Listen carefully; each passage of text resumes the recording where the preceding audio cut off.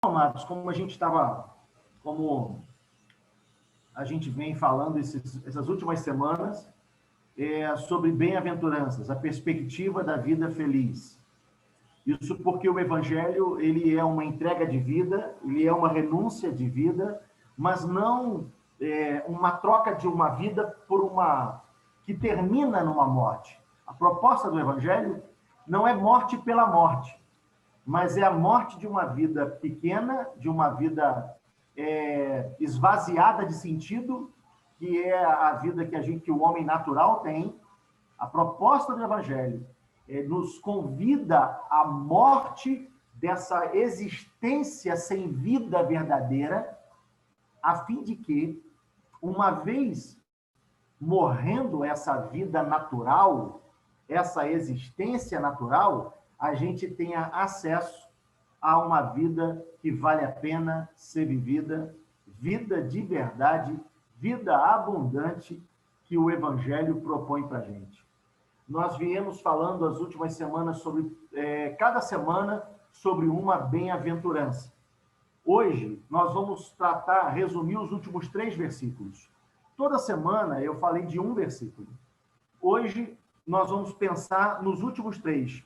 E há um propósito nisso. Eu queria te dizer que nos versículos primeiros das bem-aventuranças, Jesus usa, na capacidade intelectual e que Jesus tinha, fantástica, Jesus usa uma construção poética. Do versículo 3 até o versículo 10, você percebe que as palavras se repetem no início de cada versículo. Bem-aventurado aquele que, bem-aventurado aquele que, o que é chamado no meio judaico de paralelismo poético. O início das frases é igual, a semelhança é igual. Agora, nesses últimos versículos, parece que Jesus muda a constituição poética e ele desejou ser poético na fala da felicidade, na fala da alegria. Nos últimos 3 versículos, 10, 11 e 12, ele usa o modelo que eles chamam de quiasmo poético. No quiasmo poético, diferente do paralelismo, ele começa as frases todas iguais, começa ou termina, no caso desse texto é o início, sempre semelhantes à maneira como se começa. E no quiaísmo há um cruzamento de informações. Se você perceber, nós vamos ler os versículos, e você perceber, ele começa falando de perseguição, e é como uma construção de uma pirâmide, pensa assim, e lá no alto, no meio da fala, o assunto da perseguição fica em voga, e ela termina voltando em perseguição novamente. É um caminho que começa e termina igual. É um caminho que começa e termina semelhante. Vamos lá acompanhar? Evangelho de Mateus, capítulo 5. Abre aí para você ver como é interessante isso que eu estou dizendo a você. Mateus 5, versículo 10. Bem-aventurados os perseguidos. O assunto inicial é a perseguição. Bem-aventurados os perseguidos por causa da justiça, pois deles é o reino dos céus. Bem-aventurados serão vocês quando por minha causa vos insultarem e perseguirem e levantarem todo tipo de calúnia sobre vocês. É o topo do texto. Aí volta. Alegrem-se e regozijem-se, porque grande é a sua recompensa nos céus, pois da mesma forma perseguiram, termina o texto, os profetas que vieram antes de vocês. Felizes serão vocês quando por minha causa os insultarem, os perseguirem e levantarem todo tipo de calúnia contra vocês. Alegrem-se e regozijem-se, porque grande é a sua recompensa nos céus, pois da mesma forma perseguiram os profetas que vieram antes de vocês. Como Jesus colocou em modelos diferentes, os versículos 3 a 10 e 10 a 12, me parece que ele fala de 3 a 10 individualmente, e a impressão que tem é como ele muda a construção poética, ele quer tratar de um assunto só nos últimos 3 versículos. Então, a gente vai falar sobre eles. As bem-aventuranças, me parece que Jesus estava se inspirando no texto do livro do profeta Isaías. E o capítulo 66 de Isaías, versículo 5, o profeta fala de forma muito semelhante à fala de Jesus nas bem-aventuranças. Veja só. Ouçam a palavra do Senhor, vocês que tremem diante da sua palavra. Seus irmãos que os odeiam e os excluem por causa do meu nome, veja a semelhança. Disseram que o Senhor seja glorioso para que vejamos a alegria de vocês. Mas eles é que passarão vergonha. Ouçam o estrondo, continua o texto, que vem da cidade, o som que vem do templo, é o Senhor que está dando a devida retribuição aos seus inimigos. Parece que há um paralelo profético entre Isaías e a parábola das bem-aventuranças, sobretudo a conclusão, essa que nós terminamos agora. E parece que Isaías, que é o livro mais messiânico do Antigo Testamento, fala da vinda do Messias, fala do ministério do Messias, fala do serviço do Messias, e parece que aqui ele dá uma pausa, fazendo uma ênfase ao sermão mais importante do mundo e da história da humanidade, o Sermão da Montanha. Hoje, a gente vai conversar sobre a perseguição própria de quem obedece, defende por causa do nome de Jesus e por causa da justiça de Jesus.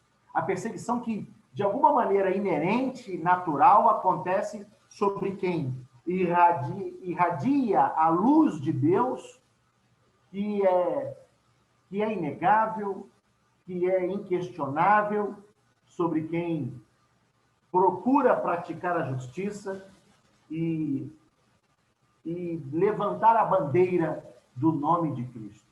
Bom, nós falamos sobre justiça. Nós falamos da bem-aventurança da justiça. Você lembra disso?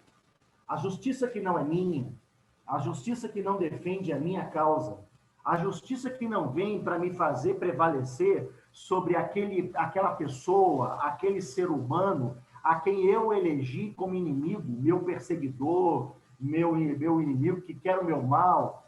É um equívoco nosso quando a gente começa a pensar na justiça de Deus como sendo alguma coisa que vem para defender o ego humano, o eu humano. Meu amigo, meu inimigo me fez alguma coisa ruim, alguém fez fofoca do meu nome, alguém no meu trabalho está me perseguindo, alguém que está me causando sofrimento. Então Deus vai se levantar para fazer justiça e vai colocar esse alguém em vergonha, em situação ruim. Talvez isso caiba aos textos do Velho Testamento. Talvez isso caiba ao contexto do Velho Testamento. Mas como a gente já refletiu e já pensou, no âmago da plenitude dos tempos, que é o Novo Testamento, o tempo da igreja, não cabe pensar assim. No Novo Testamento não há barreira, não há divisão. Deus escolheu unir, aglutinar todos e todas as coisas debaixo de um cabeça, que é Cristo Jesus. Não há dois lados no Novo Testamento. Não há você e o seu inimigo. Tudo que se pensa como inimigo no Antigo Testamento, no Novo Testamento a gente esclarece quem é inimigo. A gente esclarece quem está do outro lado. E quem está do outro lado, quem é nosso inimigo, não é de carne, não possui sangue ou ossos. O nosso inimigo é inimigo de Deus. O nosso inimigo é mundo, o nosso inimigo é Satanás, o nosso inimigo é pecado. Quando fala da vingança do Senhor, essa vingança do Senhor não virá sobre homens, sobre pessoas. A vingança do Senhor virá sobre o mundo, virá sobre Satanás e virá sobre o pecado. Quando o Senhor se levanta para trazer justiça e juízo, essa justiça e esse juízo não é contra ser humano nenhum, porque aos seres humanos ele decidiu dar graça e misericórdia. Não cabe justiça ou juízo. Graças a Deus não cabe. Se viesse sobre a minha vida a justiça e o juízo de Deus, eu certamente não estaria aqui falando com você. Certamente você não estaria aí me ouvindo. A justiça e o juízo de Deus não nos absolvem. A justiça e o juízo de Deus não nos faz perseverar, permanecer vivos. Se vier justiça e juízo de Deus, a gente certamente não vai subsistir. Eu e você estamos aqui, a gente está aqui por causa da graça e da misericórdia. A mesma graça e misericórdia que está sobre aquele que você não gosta, sobre aquele que você não quer bem. Deus gosta de quem você não gosta. Deus ama quem você não ama. Deus ama quem você quer longe de você, quem você decidiu excluir da sua vida, quem você decidiu excluir dos seus relacionamentos. Não há dois lados para Deus. Quando a gente fala de justiça divina, nós não estamos falando de uma justiça que vem ao meu intento, ao meu bel prazer, mas é uma justiça que levanta todo homem. É uma justiça que redime todo homem. É uma justiça que resgata todo homem. Quando vier a justiça divina, o teu inimigo será teu amigo. Quando vier a justiça divina, o teu perseguidor será teu aliado. Quando vier a justiça divina, o pecado, a impiedade, o mal que há sobre os homens será colocado debaixo de juízo, e aí o homem será resgatado. Isso é a justiça divina. Quando Mateus fala que bem-aventurado é aquele que é perseguido por causa da justiça, é da justiça do Pai.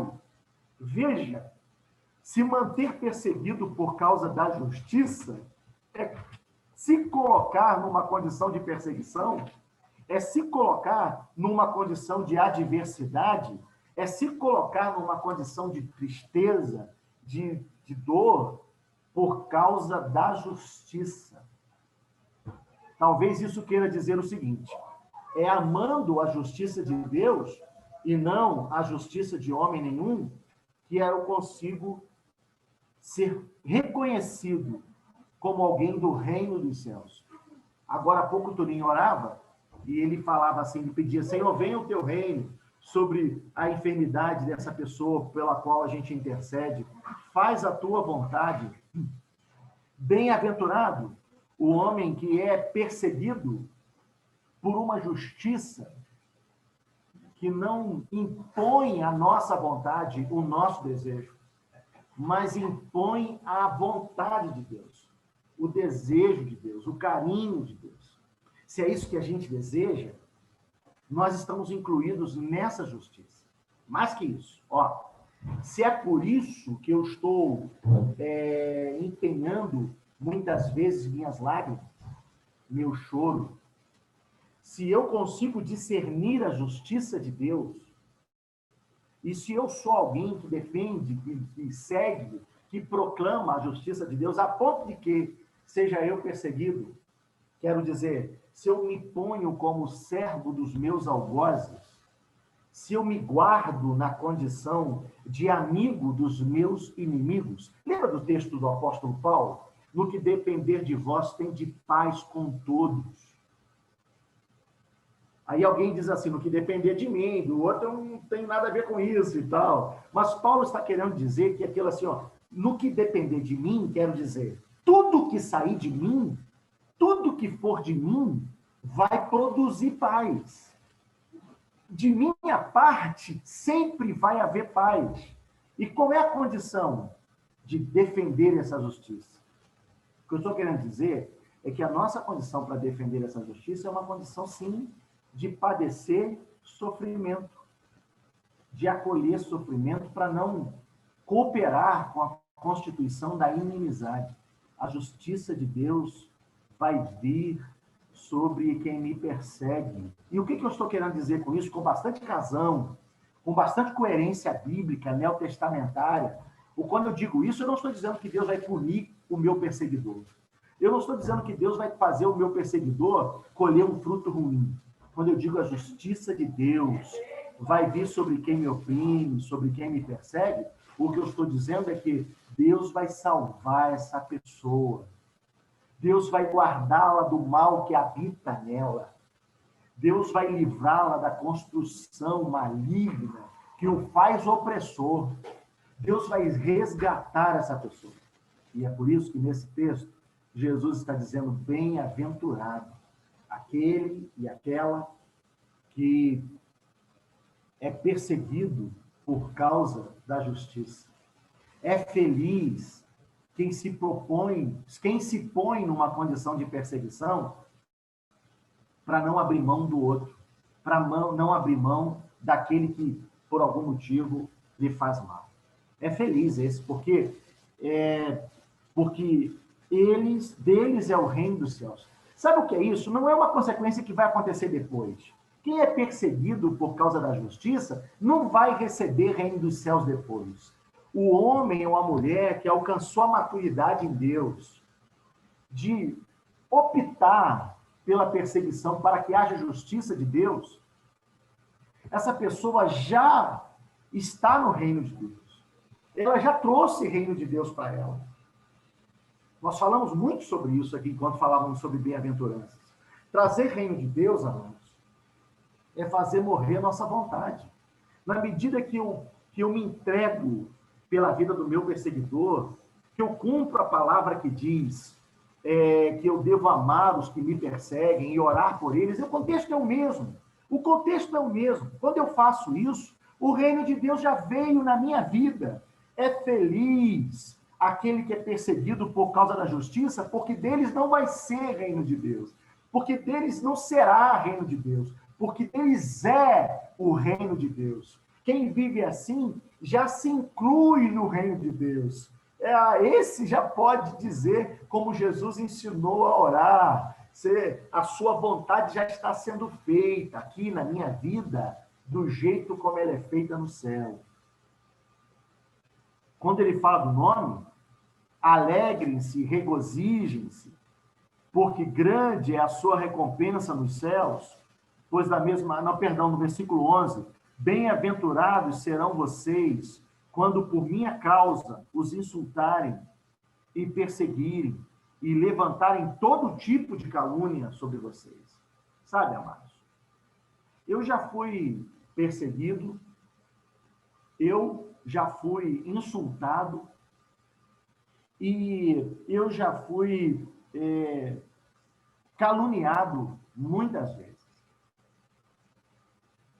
Mas algumas vezes, na maioria delas, eu reconheço aqui aos irmãos que eu analisei a situação e disse: não posso me ver bem-aventurado. Porque o motivo dessa perseguição, o motivo dessa calúnia, não é o Senhor, não é o nome do Senhor. Estou sendo perseguido, estou sendo caluniado, estou sendo afrontado, estou sendo insultado por causa de um descaminho meu. Não foi porque eu estava defendendo o nome do Senhor. Há muita confusão nesse texto. Tem muito crente que olha para esse texto e acha que se faz vítima: coitado de mim, estou sendo perseguido, estou sendo insultado, estou sendo caluniado. Mas vai ver direitinho, filho, o texto está falando de quem o é por causa do nome do Senhor. Não é porque você vacilou, não é porque você deu mole, não é porque você pecou, cometeu falha, algum descaminho da sua vida, e isso causou calúnia, afronta e perseguição sobre vocês. Deixa eu despedir da turma que está saindo aqui de casa. Deus abençoe vocês, galera. Beijo para todo mundo. Uma turminha aqui em casa com a Sarinha.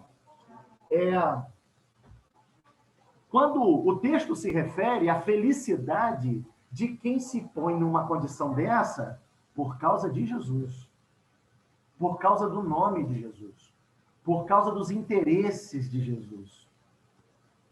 Até onde você está disposto a ser perseguido, a não ser aceito no seu grupo social, a ser visto como retrógrado, a ser visto como alguém menos inteligente, a ser visto como alguém que não está de acordo com a sociedade por causa do nome de Jesus. Deixe abrir bastante seus olhos. Sábado agora, ontem, conversava com Cassinha sobre a volta de Cristo. Nós estávamos batendo um papinho sobre isso. E a gente estava refletindo sobre o quanto me parece que a gente está nos últimos dias.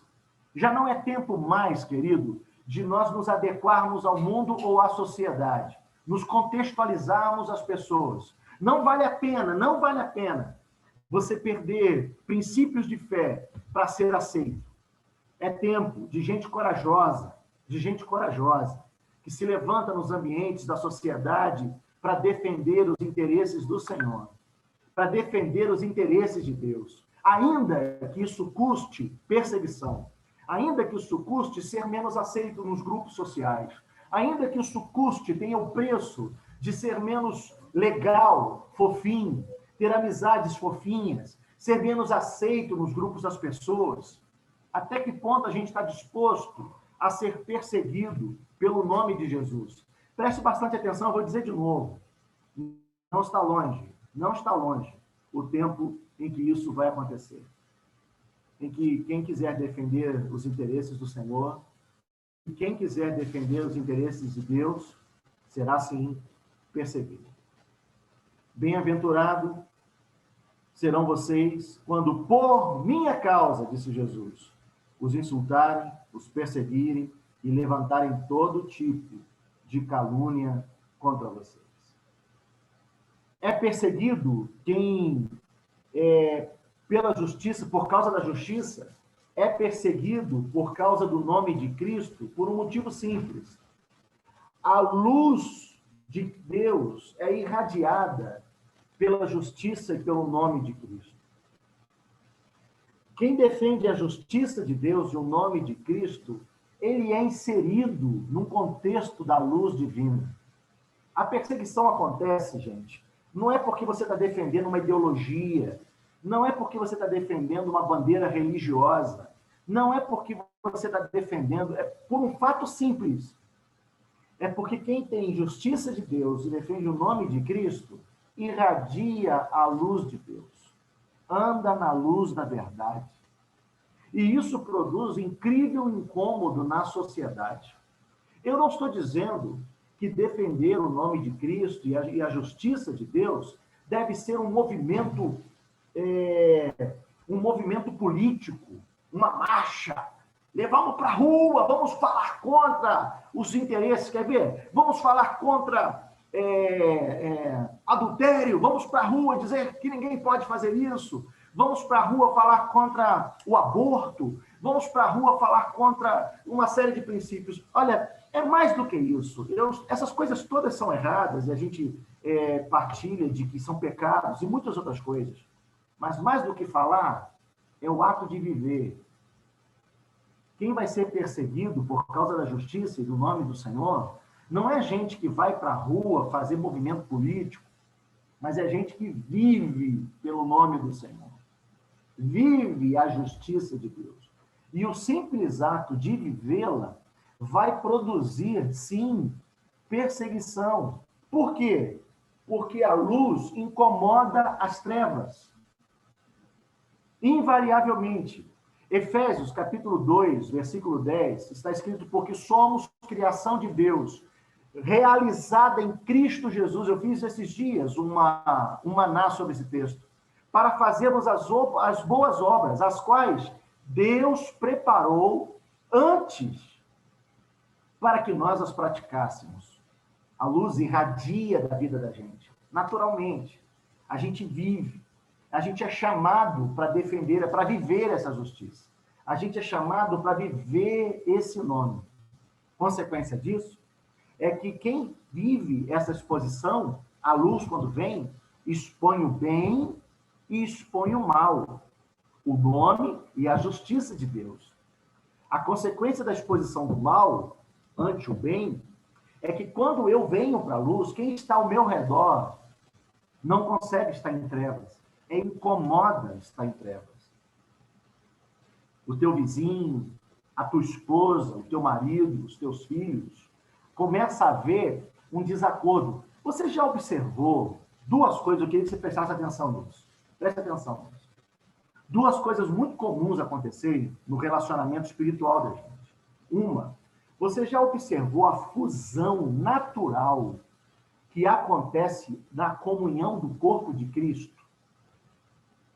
Sem forçação de barra, como a gente se torna um, como acontece um amor, que não tem a ver com afinidade, Não é porque fala como eu gosto, não é porque faz as coisas que eu gosto, mas no meio do corpo de Cristo acontece uma fusão. Você já percebeu casos em que um irmão ou uma irmã, de repente, começa a ficar no meio da igreja, como se fosse um peixe fora d'água? É possível isso, amados? É possível. A igreja continua com a mesma prática de comunhão, cercando, faz os mesmos encontros, orando, mas de repente alguém já não se compatibiliza mais, já não é mais do meio, porque de alguma maneira as trevas, se você começar a manter trevas em você, você não consegue ter comunhão. Se andarmos na luz, como na luz ele está, nós temos comunhão uns com os outros e o sangue de Jesus nos purifica de todo o pecado. A igreja de Cristo, o corpo de Cristo, tem uma produção de comunhão. Eu tenho falado sobre isso, que é algo muito além de coleguismo, de amizade, de companheirismo, de gostar de estar junto. Comunhão são relacionamentos entranhados, de afetos e compaixões. Comunhão são relacionamentos que se transformam em uma via, uma estrada, pela qual o Espírito Santo flui. São relacionamentos que eu percebo que quando estou neles, eu sou edificado. Só de estar junto. Só de estar junto. Sempre há um passear do Espírito Santo nesses relacionamentos. Aí, quando ninguém sabe, mas eu mantive alguma coisa oculta, alguma prática errada, treva, Satanás escondido, eu não consigo ter comunhão. Fico na igreja fazendo amizades, frequento as reuniões da igreja e faço colegas, mas não consigo estabelecer uma vida de comunhão. Evangelho de João, capítulo 3, versículos 19 até o versículo 21, está escrito assim: este é o julgamento. Preste atenção. Este é o julgamento.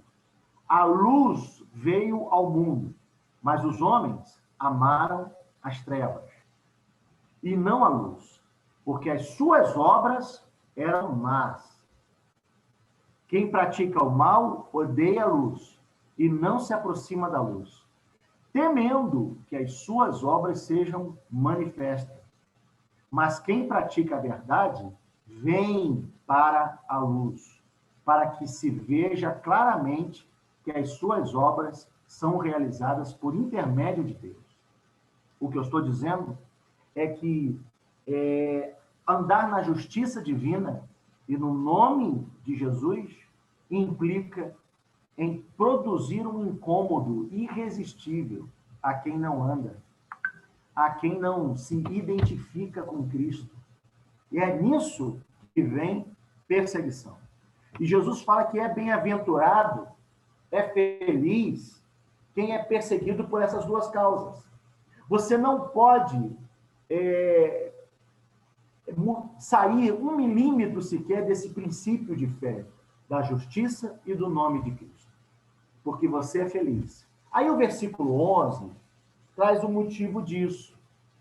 Acompanha comigo. Versículo 11, Jesus está dizendo: feliz será, bem-aventurados serão vocês, quando por minha causa os insultarem, os perseguirem, levantarem todo tipo de calúnia contra vocês. Alegrem-se, regozijem-se, porque grande é a sua recompensa nos céus, pois da mesma forma perseguiram os profetas que vieram antes de vocês. Me parece que Jesus faz aqui uma conclusão de toda a bem-aventurança. Ele diz assim: alegrem-se e regozijem-se.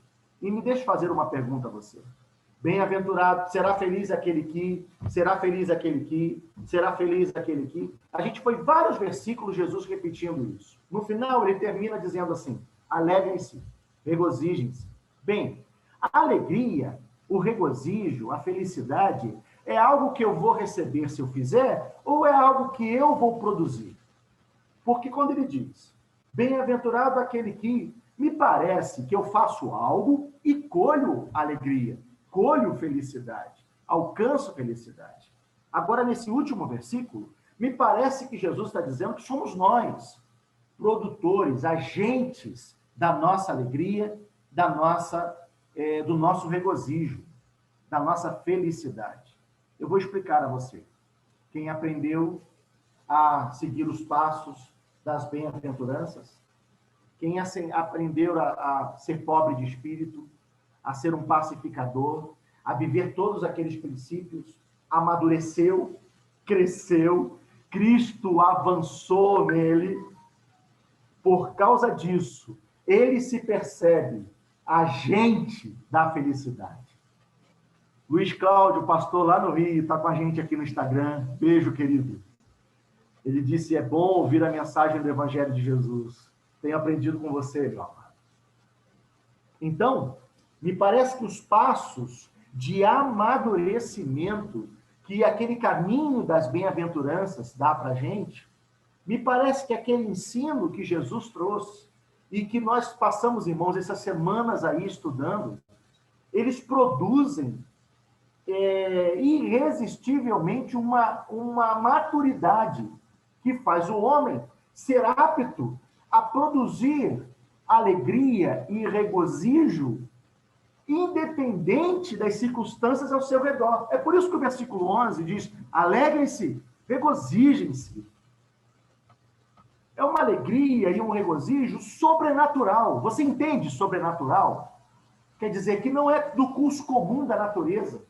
É uma alegria e um regozijo que nada tem a ver com as circunstâncias ao redor. É gente que habita o eterno. É gente que transcende. Você entende? É gente que consegue olhar para outras coisas, que tem os olhos fitos em Jesus. Lembra de Pedro?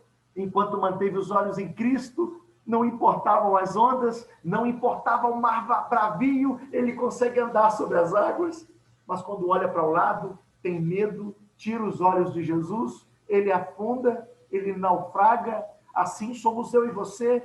Essa é a lição das bem-aventuranças. De repente você vai aprendendo a ter práticas de Cristo, e essas práticas te promovem a um produtor de alegria e de regozijo. E aí ele pode dizer, alegrem-se, regozijem-se. Não interessa o que está acontecendo em você, se alegre. Como Paulo falou, alegrem-se. Outra vez vos digo, alegrai-vos no Senhor. Gente que cresce, que amadurece, que quando vê as circunstâncias ao seu redor, impõe dor, impõe medo, impõe sofrimento. Gente que sabe para onde correr, é gente que sabe para onde fugir, é gente que não foge para o homem, para a força do braço, é gente que não foge para questões naturais, mas foge para Cristo. É gente que tem os olhos fitos no Senhor Jesus, na graça maravilhosa que pode arrebatar a gente da dor qualquer que seja, daquele que produz dentro da gente paz que excede o entendimento. Esse milagre acontece, veja no fechamento do versículo. Regozijem-se, por quê? Porque grande é a sua recompensa nos céus, pois da mesma forma perseguiram os profetas que vieram antes de vocês. Gente, para um pouquinho aqui. Grande será a sua recompensa no céu?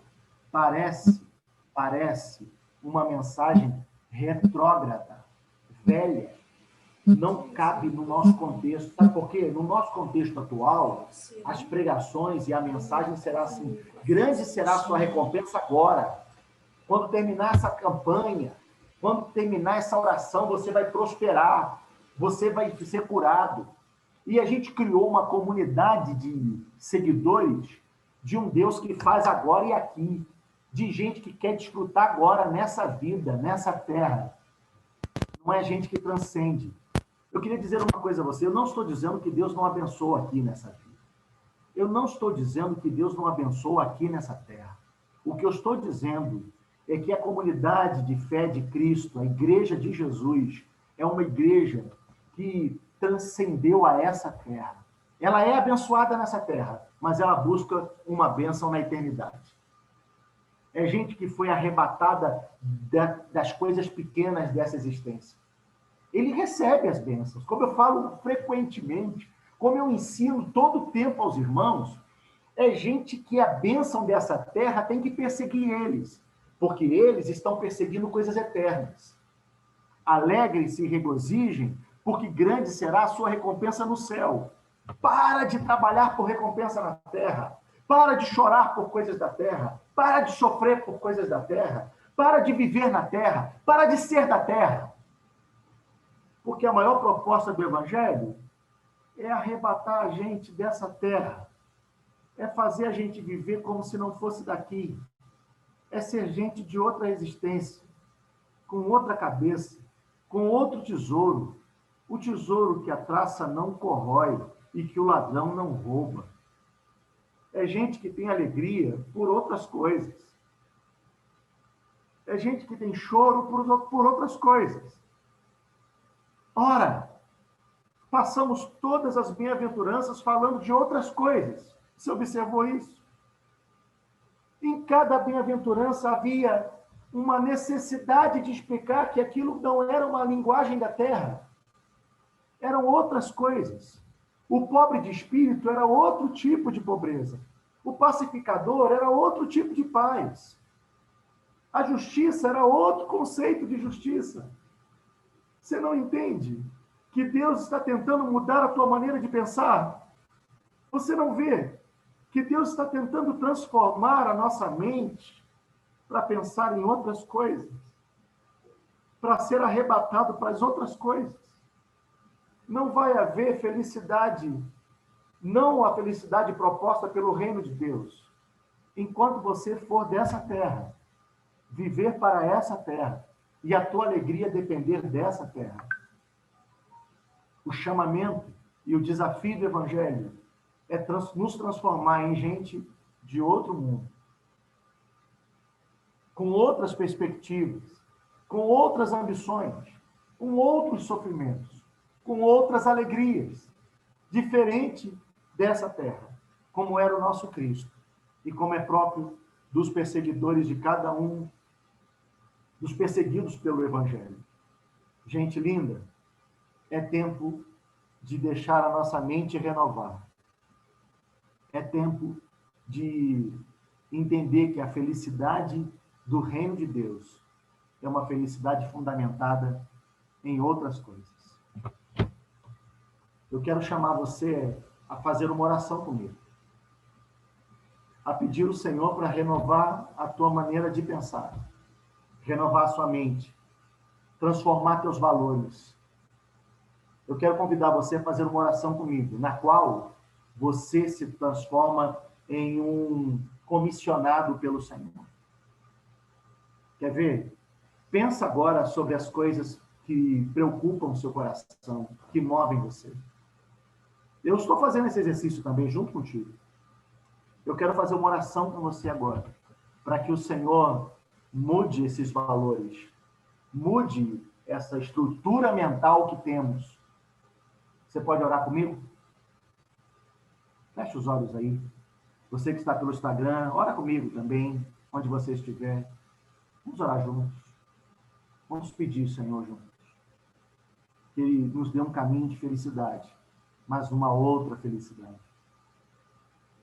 Pai de amor, obrigado por essa caminhada que tivemos pelas bem-aventuranças. Senhor, a cada semana tivemos surpresas. Quando a gente se debruçou sobre princípios tão diferentes daqueles que o mundo ensina. Como é diferente, Senhor, o teu ponto de vista sobre a vida. Como a tua alegria é diferente da do mundo. De fato, o Senhor não dá como o mundo dá.